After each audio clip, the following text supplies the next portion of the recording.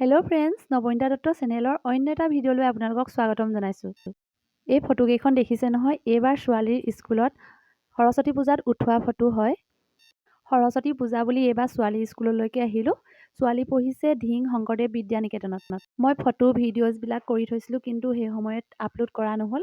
ইয়াত সকলো অভিভাৱক অভিভাৱিকাসকল বহি আছে আৰু আমাৰ ছাত্ৰ ছাত্ৰীসকলো ধুনীয়াকৈ সাজি কাচি আহিছে আৰু প্ৰসাদৰ ব্যৱস্থা কৰি থকা হৈছে। সঁচাকৈ আজি বহুত দিনৰ মূৰত এনেকৈ পূজালৈ বুলি ওলাই আহিছোঁ, বহুত ভাল লাগিছে আৰু সকলোকে লগো পাইছোঁ।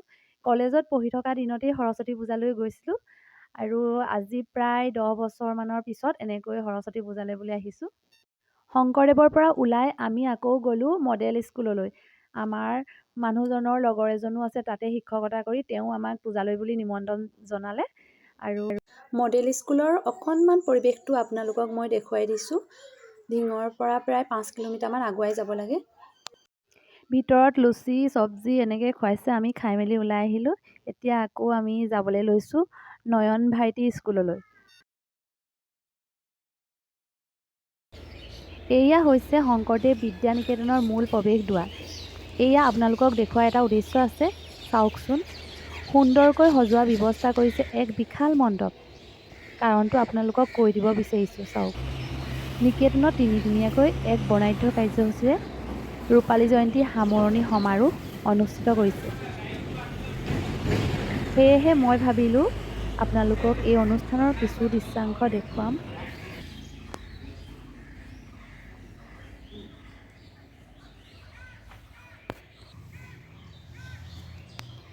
যিহেতু শংকৰদেৱ বিদ্যালয়ৰ যিকোনো কাম আৰম্ভ কৰাৰ আগতে গুৰু বন্দনা, সৰস্বতী বন্দনা কৰা হয়, তাৰো এক সুন্দৰ ব্যৱস্থা কৰা হৈছে।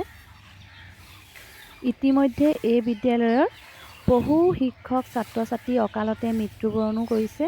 তেখেতসকলৰ আত্মাৰ সদ্গতিৰ কাৰণে এক শ্ৰদ্ধাঞ্জলি অনুষ্ঠানৰো ব্যৱস্থা কৰা হৈছে।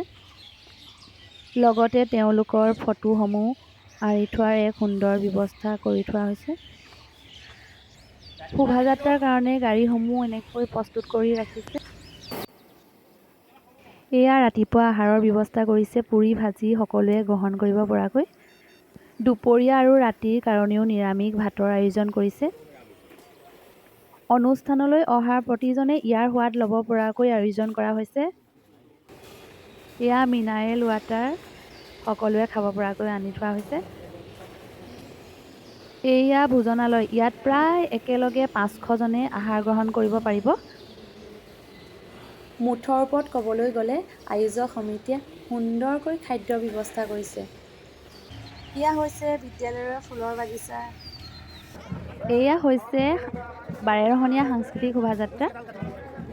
এই শোভাযাত্ৰাত বিদ্যালয়ৰ ছাত্ৰ ছাত্ৰীৰ লগতে অভিভাৱক আৰু আচাৰ্যসকলৰ দ্বাৰা বিভিন্ন জনগোষ্ঠীৰ পৰম্পৰা সাজপাৰ পৰিধান কৰি এক সুন্দৰ পৰিৱেশৰ সূচনা কৰিবলৈ চেষ্টা কৰিছে। সঁচাকৈ শোভাযাত্ৰাত অংশগ্ৰহণ কৰি আমিও নথৈ আনন্দিত হ'লোঁ। আৰু ইয়াত বিভিন্ন ধাৰণা দিবলৈ চেষ্টা কৰা হৈছে।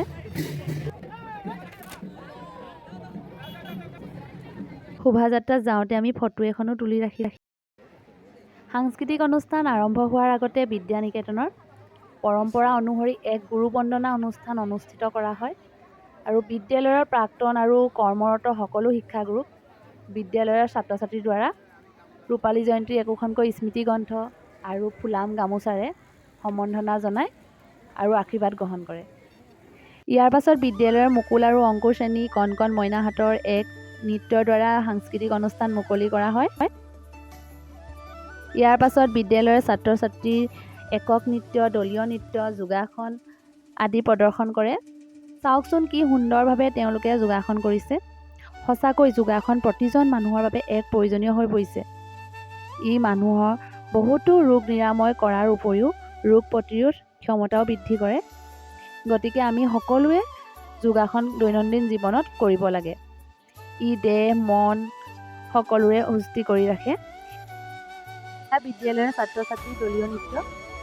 মই চাউণ্ডটো দিয়া নাই যিহেতু কপিৰাইটৰ কথা আছে। আমাৰ মইনাকেইটাই ইমান ফূৰ্তি কৰিছে, প্ৰগ্ৰেম চাই বহুত আনন্দ পাইছে। ভাবিলোঁ স্মৃতি হিচাপে সিহঁতক ধৰি ৰাখোঁ। ৰূপালী জয়ন্তীৰ দ্বিতীয় দিনাও প্ৰাক্তন ছাত্ৰ ছাত্ৰী বহুতে অনুষ্ঠান পৰিৱেশন কৰিছে, কিন্তু সকলোবোৰ অনুষ্ঠান একেটা ভিডিঅ'তে দেখুৱাটো সম্ভৱ নহয়। সেয়েহে আজি ভিডিঅ'টো ইমানতে সামৰণি মাৰিছোঁ। ভিডিঅ'টো চাই কেনেকুৱা পালে লাইক কমেণ্ট কৰিবলৈ নাপাহৰিব আৰু শ্বেয়াৰ কৰি দিব। আৰু মোৰ ইউটিউব চেনেলটো নৱনীতা দত্ত বুলি আছে, তাতো ছাবস্ক্ৰাইব কৰি দিব। আজিলৈ বাই বাই।